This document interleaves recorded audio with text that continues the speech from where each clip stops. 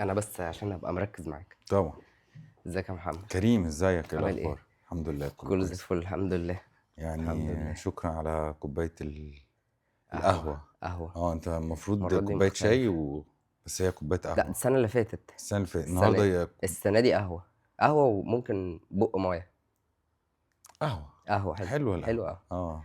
عامل ايه يا محمد؟ الحمد لله كله محمد، كويس. ممكن تعرفنا بنفسك في 30 ثانيه؟ 30 ثانيه. مم. محمد مغاوري. آه شغال براند مانجر في شركه استادات للاستثمار الرياضي. آه 36 سنه. حلو. وعندي بنتين يم وحور. ما شاء الله، ربنا يخليهم لك. الله يخليك. اتشرفت بيك جدا. انا الشرف ليا. والله احنا اصدقاء من زمان. قوي. بقالنا 10 سنين اكتر. تقريبا. اه. امم ومبسوط ان انا بصور معاك لا، بجد. صحابه اشتغلنا كمان مع بعض اه. احنا في. في خبرات متبادلة. اه بس انا حقيقي مبسوط ان احنا بنصور. يعني انا يعني اكتر يعني. وهفتتح بيك السنة دي. ده افتتاح قوي يعني اولمبيكس. نازل بالتقيل. انا قلت بقى ايوه. رياضة وكده، فقلت ايه، يلا اركز معاك. يلا بينا. طيب. تعالى نتكلم من زمان، من قبل ما احنا عرفنا بعض اصلا. مم. من زمان خالص، محمد وهو صغير كان نفسه يطلع ايه؟ هتصدق؟ بجد هصدق، انت صاحبي. ما انا من وانا حرفيا عندي 10 سنين مثلا. كان والدي الله يرحمه عنده شركة اعلانات. مم. فانا ما اتمنيتش غير ان انا يبقى عندي شركة اعلانات. وكبرت واشتغلت معاه شويتين ثلاثة كده.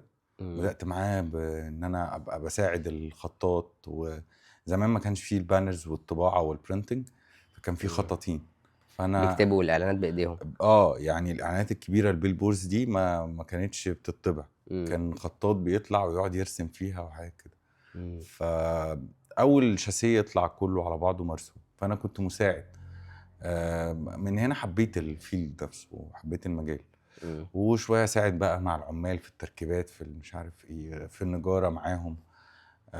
لقيت نفسي مش عارف احب حاجه، بقت باشن انت بالنسبه لي. حبيت الاعلانات بقى من وانت 10 سنين؟ وتحس ان انت عارف لما طفل يلاقي لعبه. فهو انا كنت طفل لقى لعبه. امم.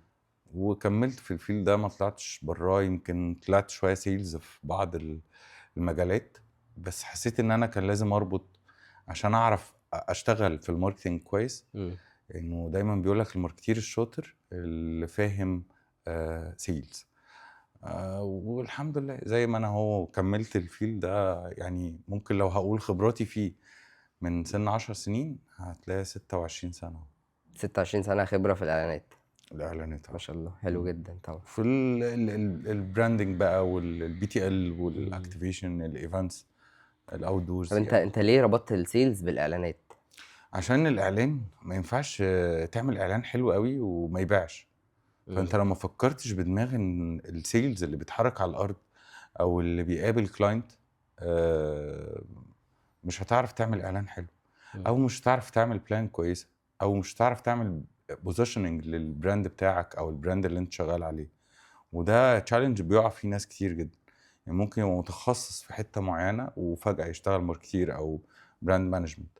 فلو انت ما فهمتش السيلز مشاكله ايه او ايه التشالنجز اللي بتقابله على الارض والكاستمر بيهيفير عامل ازاي والناس السلوك الاستهلاكي، هتلاقي نفسك تعمل إعلان في الهوا. في الهوا. امم. وشفنا كامبينز كتير جدا كتير طلعت طبعا. وفي الاخر الناس سقفت بس مش فاكره الاعلان بتاع امم. مين ولا ايه ولا ليه.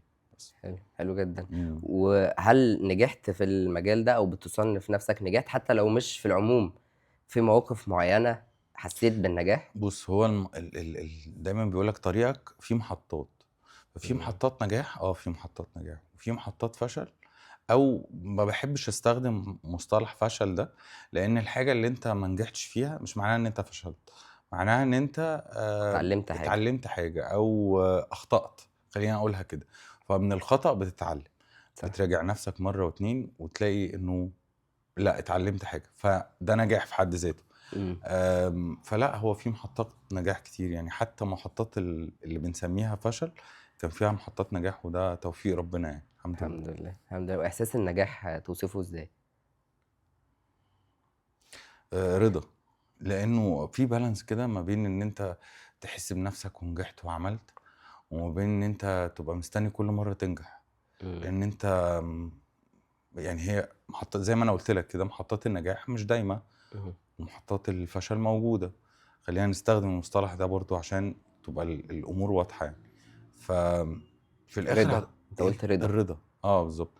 وانك تبقى بالانسد، مم. يعني ما تفرحش زياده عن اللزوم ولا تزعل زياده عن اللزوم. دي نقطة مهمة قوي، ان انت اه. تفرح زيادة عن اللزوم. مم. اوقات الناس بتنجح وبعدين بيحس انها كده كسرت العالم. كسرت العالم وممكن يقف هنا. هي دي المحطه الاخيره. صح. هي النجاح ملوش محطات اخيره، هي مم. محطات بتمر بيها عشان في ليفلز انت مم. بتعدي بيها طول الوقت. وده في الحياه عامه، مش بس في الشغل يعني. ده هي. يعني ممكن تمر بحاله وفاه، تلاقي ان هي دي نهايه العالم، مم. ولا اخ ولا صاحب. الاحساس صعب، احساس الفشل اصعب من احساس النجاح. يعني انت ممكن تكون بتتعب كتير قوي علشان توصل لنجاح معين وتوصل بس له. هو معلم اكبر يعني. طبعا.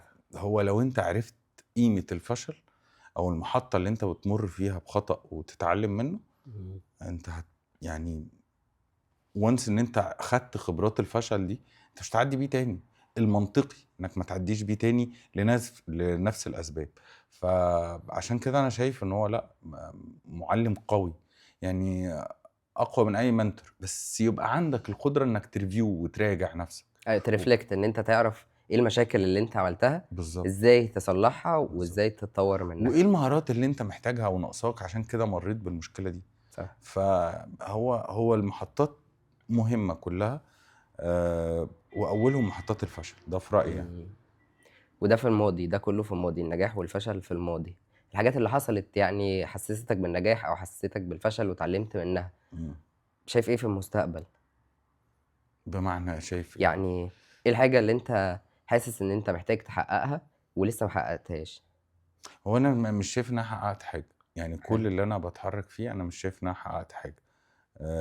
ايا كان البوزيشن اللي انت فيه، ايا كانت النتورك اللي انت بتحققها، لا، انت ما مم. بتحققش. ليه؟ لانه هو النجاح unlimited يعني، او انك تكبر وتجرو اب unlimited. على مم. عكس مثلا، وخليني اقول لك اديها مثلا، انا بحب دايما ادي المثل ده، انه عقلك ونفسيتك عاملين زي بالفشل او المشاكل او التحديات اللي انت بتقابلها وبالنجاحات اللي انت بتقابلها، عامله زي لما بتروح الجيم. مم. هتروح الجيم عشان تبني ماسلز في دراعك صح. طيب هتبني عقلك ازاي وتبني نفسيتك ازاي من غير المحطات اللي انت بتمر بيها دي؟ آم، فهي دي الجيم اللي انت بتلعبه. مم. هو كل محطة بتعدي بيها بتقوي عضلاتك، سواء رجلك او عقلك او نفسيتك. ورجلك دي لان انت الوقعة دايما بتحس ان انا مش قادر اقف على رجلي تاني. لا، مم. هو مع مرة في التانية في التالتة بتلاقي ان انت المسلز عندك، انا موتات احسن من كده بكتير. الكلمة مم. اللي احنا بنقولها يعني. ايوه ده حقيقي. مم. بس انت من 10 سنين مش زي انت النهارده. يعني وانا خالص. بتكلم معاك دلوقتي مش انت مغاوري اللي انا كنت بتكلم معاه من 10 سنين، ده حقيقي. ولا انا كريم نفس كريم اللي انت بتتكلم معاه من 10 ده حقيقي. سنين ده طبعا. حقيقي. شايف بس ايه اللي اتغير؟ هو اللي اتغير الخبرات بقى اللي احنا عدينا بيها دي بشكل او باخر. هي هدتنا شويه يعني، مش هدتنا بالمعنى الوحش. هدوء. هدوء مش اكتسبت هد. شويه حكمه شويه في التعامل في الحياه، في الشغل، في مليون حاجه يعني. مم. في الريليشنز كمان، لانه انا كنت شخص عصبي جدا جدا يعني. كان بكسر موبايل، اكسر الله. حاجه بقى قدامي. لا دلوقتي حصل مشكله، ماشي، حلها واحد اتنين تلاته اربعه. ده واحد اتنين، تعال نشوف بقى حصلت ليه ومين السبب. مم. ومين السبب دي عشان نريفيو سوا هو ليه عمل كده. لانه معظم الاخطاء بتبقى مش مقصوده، صح. الا اذا بقى في فايت بينك وبين حد فسبب انه المشكله تحصل او ال- الموضوع مصطلح يبوظ. مشكلة مم. مشهور جدا مم. تقريبا في كل المجالات. مم. انت دايما لازم تبقى بتفهم ايه المشكلة. في شغلي مم. لازم تايدنتيفاي المشكلة. مم. في السيلز لازم تبقى عارف ايه مشكلة الراجل اللي انت بتتكلم معاه. صح. في الماركتنج لازم تبقى فاهم ايه المشكلة اللي انت بتحاول تحلها. صح. آه ف خليني اخد من الكلمه دي، لان انت لو ما بتحلش مشكله بالماركتنج، يبقى انت البرودكت بتاعك ما مش موجود. مم. لانه انت او بتخلق النيد عند عند الشخص. هو عنده مشكله انه حاسس، مش مثلا احنا في السيكتور بتاعنا شغالين في قطاع الأندية وتطوير منظومة الرياضة في مصر. كان في مشكلة في المحافظات بتتكلم عن إنه مفيش مكان الولاد يبقوا أبطال منه أو يتعلموا رياضة أو يعني أنت كمان كأب أسرة تاخد مراتك وابنك وبنتك تروحوا مكان تحسوا بالأمان فيه، وفي نفس الوقت ابنك بيتعلم رياضة أو بيتدرب بشكل قوي جدا نفسيا بقى وعقليا وجسديا وبيبقى بطل. فاحنا قدرنا نتاكل المشكلة دي في المحافظات وخلقنا النيد عندهم ان هو لا ولادكم هيبقوا ابطال في ظرف 2-3 والحمد لله ده قدرنا نعمله. يعني فكرة بقى انه الماركتينج عمل، لا هو مش ماركتينج، هو مليون حاجة. صح. ماركتينج واوبريشنز وسبورتس سيكتور ومليون حاجة. فهم الكومباينيشن ما بينهم ده انك توصله بمسج قوية للكلاينت، فانت بتقوله كل مشاكلك اتحلت في المكان ده. ده الاكزامبل اللي انا بتقدم له عايز الحل بطريقه تخليه عايز بالظبط يجرب الحل ده بالظبط اذا كان فعلا هيحل المشكله ولا لا. بالظبط. واللي ما كانش عنده المشكله وبيمرن نفسه في اكاديمي او بيمرن ابنه في اكاديمي، يعني لا انت مش هتوصلك للليفل اللي انت نفسك فيه ان ابنك يبقى مو صلاح ولا مرموش ولا غيره ولا غيره. واحنا بقول لك يعني 3 سنين كان في ابطال افريقيا النهارده ما شاء الله. ولاد عندهم 11 سنه و12 سنه في التنس، في الهاندبول، في الكوره، في مليون حاجه. لا قصص نجاح كتير قوي شفتها من ساعه ما انت رحت استادات وفي الفتره اللي ابتدى فيها النادي لحد دلوقتي. طبعا فروع يعني كان فرع بقوا 9 دلوقتي 10 فروع 10 ما شاء الله. الحمد لله. وابطال طلعت وسمعه كويسه يعني. بس اكيد النجاح ده كله ما جاش من حظ. لا لا خالص، ده انت بتتكلم على شركة كيان انتيتي ضخمة يعني فيها خبرات في عالم صناعة الرياضة والبزنس. لا تقيلة ويت يعني. امبارح انت كنت تقول ان الاستاد ده عبارة عن مدرجات وارض ملعب كورة. النهاردة بتبص عليه في ملاعب بادل وتنس وهاندبول وغير بقى مدربين على مستوى عالمي، ابطال عالم يعني البرلوسي وفي الكوره عبد الستار صبري بس انت بتقول وحسام حاجه حسن مهمه جدا، انا معلش طبعا هقطعك هنا. بس في ناس ما بتحبش مصطلح ما تبقى او الجمله بتاعت ما تبقاش ترس في مكنه. هو انت لو مش ترس في مكنه هتبقى ايه؟ هم متخيلين او يعني الاشخاص اللي عندهم راي مختلف عن الجمله دي ان انت المكنه، لا مؤاخذه في الكلمه يعني.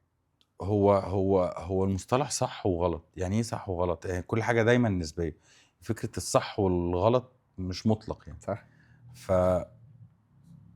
ترسف مكنه المنظومه الاكبر، انك لازم تلينك ما بينك وما بين السبوس مثلا. يعني انا بدي مثال على نفسي، وما بينك وبين الاوبريشن وما بينك وما بين الاي تي وما بينك وما بين الاتش ار ومليون حاجه. انما في منظومتك بقى الداخليه اللي هي ادارتك، انت المكنه وعندك تروس داخليه، وفي الاخر المكن بتعمل خط انتاج. يعني هي دي المكنه بتاعتك، ودي المكنه التانية بتاعت انتاج اللاعبين، ودي انتاج الماركتنج والسيلز وهكذا. انا بشوفها زيك بالظبط فهو في يعني. الاخر خط انتاج، كل واحد صح. بيسلم اللي بعده. كلنا في الكون كده، مش بس بالظبط في الشغل، في الحياه عامه بالظبط كلنا بنسلم بعض، كلنا تروس في مكنه كبيره جدا يعني. صح. بس تعتقد الناس اللي عندهم رأي مختلف اللي هو ما تبقاش ترس في مكنة، عايز يبقى انتربرينور او انا هأسس ستارت اب بتاعتي، صح. وهل دول صح ولا غلط؟ طيب انا موافق، بس هختلف في حته صغيره جدا اللي هي ايه. هو الماركت ده اللي انت داخله بمكنه جديده ومصنع جديد، لو انت مش ملنك مع النيدز بتاعت الماركت، ما انت مش هتخلق حاجه يعني. صح. مش هتعمل حاجه. صح. فازاي مش ترسف مكنه؟ ما هي في الاخر في منظومه صناعه او منظومه تجاره او منظومه سياحه ايا كان البيزنس اللي هو داخل فيه موجوده في الماركت ده. فانت لو ما بقيتش ترس فيها او مكنه كبيره او مصنع كبير، هو في الاخر كلها لازم تبقى ملنكه ببعضها، وعندك كومبيتيتورز لازم تبقى شايفهم كويس، والماركت كمان يشوفك بفكره انك ترس مهم في المنظومه. صح. عشان يقدر يصدق فيك على الاقل. بس. إمم. ده كلام عظيم جدًا. يعني شكرًا. أنت شايف إيه بقى ورأيك إيه؟ أنا شايف إن إحنا فعلًا أنت لازم تبقى ترس، أنت قُلت حاجة مهمة جدًا، إمم. فكرة إن أنت لازم تبقى ترس مهم، إمم. ممكن تبقى ترس في المكنة صح. بس أنت ترس ما لوش لازمة أوي، صح. بس هو كونك أنا عايز أقول حاجة بس في الحتّة بتاعة الترس مالوش، هو كل التروس مهمة، بس هو حجم الترس وأهميته للمكنة صح. إنه يستبدل والّا لأ، قوته وصلابته، لإنه إمم. ممكن يتكسر بسهولة. ما هي دي نفس الفكرة، إن أنت هتعدّي بمشكلة في الشغل وقعت أو اتكسرت، إمم. طيب قوتك عاملة إزاي وحجمك كترس عامل إزاي؟ وهي دي اللي أنت بالخبرات وبالknowledge اللي أنت بتاخدها بطريقة تعاونك مع التروس التانية أو زمايلك أو الteam إمم. بتاعك أو مديرينك أو whatever، هو ده أهمية الترس تيجي من هنا. إمم. فكرة إن أنت تقول أنا مش هابقى منظومة في ترس، ما تبقاش منظومة في ترس، بس هو مثلًا لو إحنا بنقول إنك هتبقى entrepreneur وهتطلع بbusiness جديد، مش قادر تتعامل مع المؤسسات اللي في الدولة، مع الضرايب، مع ال ال آمم، السجل المدني المؤسسات اللي ليها علاقة بالحكومة. بالموضوع، الbusiness نفسه الsuppliers اللي أنت بتاخد منهم واللي بتدّيهم، التجار مثلًا، إمم. هتتعامل إزاي؟ يعني ما هو في الآخر في مَكَن أكبر وفي مَكَن أكبر، فأنت هتقول لأ أنا مش ترس في مَكَنة، هي مش كده، صح. بس. فإحنا كلنا تروس في مكن. صحيح. صح. طب والترس لمّا بيتكسر تنصحه بإيه؟ ما هو دي الgame بقى، أنت بقرارك، لإنه هنيجي بقى للمثل الأساسي، إنك إنسان، صح. فإيه اللي اتكسر؟ إمم. يعني نفسيتك، طب هي اتكسرت ليه؟ أو أنت إمم. ليه شايفها اتكسرت؟ ليه ما تبقاش شايف إنه ده شِلت وزن تقيل فمش قادر تشيله النهارده، أنا مش قد الوزن مش ده. قد الوزن ده. أنا بreflect الجملة اللي أنت بتقولها دي على نفسي شخصيًا، إمم. لإنه أنا عدّيت بخبرات إمم. لحاجات أنا ما كنتش قدّها بشكلٍ ما، وفي الآخر اتكسرت، بس مش فكرة اتكسرت، فكرة إن أنا اتعلّمت إمم. أو أخطأت فاتعلّمت، إمم. فبقيت عندي نضج مختلف. ما هو دي الفكرة بقى، أنت في الموقف نفسه مش شايف إنك قدّها، بس هتعدّي بعد أسبوع، بعد شهر، بعد سنة، تلاقي إن لولا الموقف وإنه حصل معاك، إمم. أنت ما كنتش هتبقى بالقوة دي النهارده، فهي دي الgame يعني. صح. وإزاي بتقدر تعرف الحاجات اللي ناقصاك؟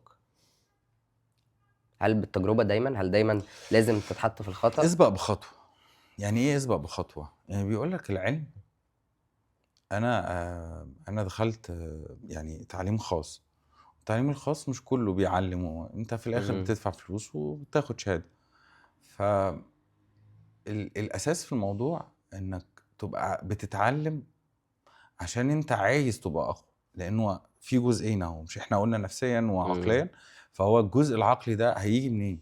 إنك تتعلّم بالقراية، هتتعلّم بالسمع، إنه المُخ بيدخل له حاجات سمعية، فأنت بتغذّي ده أو بتدّي له قوة زيادة إمم.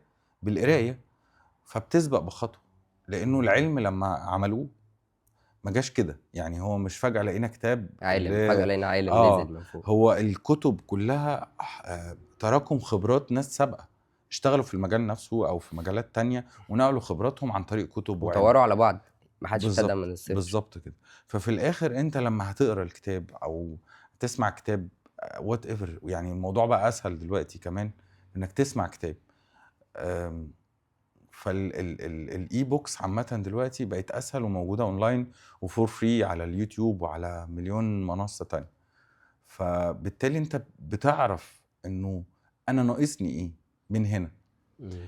وبتسبق بخطوة إنك ممكن لمّا تقابل الموقف ما يبقاش ناقصك، أنت لمّا بتحتك بالموقف أصل أنا كنت قريت من الكتاب الفلاني أو سمعت من فلان اللي أكبر مني في السن أو سبقني بخبرات معينة، صح. إنه أنا ناقصني الجزئية دي، أو أنا في الموقف ده هاتعامل بالطريقة دي، وهكذا. صح. أنا فبتسبق بخطوة يعني. باسميها الفضول، نفس مصطلح اسبق بخطوة، خلّيك فضولي، إن إمم. أنت دَوّر على معلومات صح. في العموم، مش شرط صح تبقى جدًا. أنت عارف إن هي هتبقى بتفيدك دلوقتي، إمم. بس وارد تتعرّض في موقف تكون كنت فضولي في موقف تاني، فاتعلّمت صح. حاجة فادتك في موقف تالت خالص، صح. صح جدًا. فخلّيك فضولي.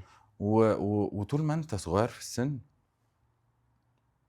يعني ما تبطّلش، ما تهمتش، لإنه يعني لو في 20 واحد اتخرّجوا وال20 واحد دول اتعلّموا بنفس التعليم ومرّوا بنفس الخبرات، إيه الفرق بينك وبينهم؟ أنت واحد من ال20 دول، إيه الفرق بينك وبينهم؟ لو ما طلعتش برّه ال20 واحد ودوّرت في كُتب أو في experience أو courses أو غيره، أو غيره، أو مرّيت بتجارب إنّك اشتغلت وأنت بتدرس أو اشتغلت شُغلانتين أو جرّبت في المجال ده وجرّبت في المجال ده، فتلاقي إن كل الأمور بنت جواك حاجة. طبعًا. فهي دي الgame بقى، العب الgame دي مع نَفْسك وأنت صغير عشان هتحتاجها لإنّك الpower بتاعك نفسيًا بقى curve down معروفة، وقدرتك إن أنت تطبّق وتسافر وتعمل مش موجودة في سِن معيّن يعني، صح. خلّينا نقول يعني مش بعد ال30 لإنه مالوش علاقة برقم actually، هو أنا يعني لإن أنا باشوف ناس فوق ال40 وشغالين وقت طويل جدًا في اليوم، هم عندهم activities كتير جدًا بيعملوها، إمم، وفي ناس تانيين فوق ال20 ومش قادر يتحرك من مكانه، يعني هي مش مربوطة بسن معين، بس gradually الإنسان إمم، في العموم طاقته بتقل، ده طول ما حقيقي، أنت ماشي لقدام ده طول حقيقي، ما طاقتك بتقل. بالضبط، فوجهة نظري هو استغل طول ما أنت عندك طاقة، بغض إمم، النظر أنت عندك كام سنة. صح. بس هو طول أنا عايز أوضّح لك حاجة بس، إنه هو جزء من ال اللي بيخلّي الناس اللي فوق ال40 أو اللي فوق ال50 عنده الpower والtime إنه time management أولًا، فهو مش مشتت، صح. هو عارف هو بيعمل إيه.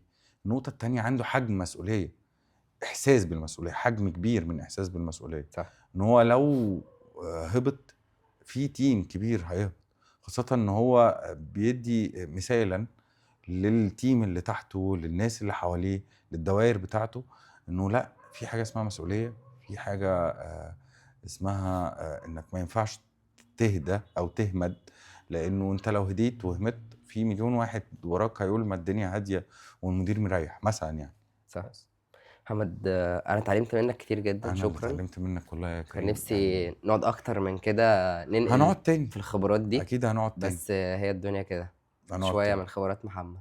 شكرًا، أنا أستاذ اللي محمد، استفدت منك والله يا كريم، شكرًا جدًا. وباشكرك على سنين الصحوبية والتجارب اللي إحنا عدّينا بيها سوا، وإن شاء الله يعني نكمّل. نكمّل نكمّل. لحد بعد ال50 وال60. باي. باي.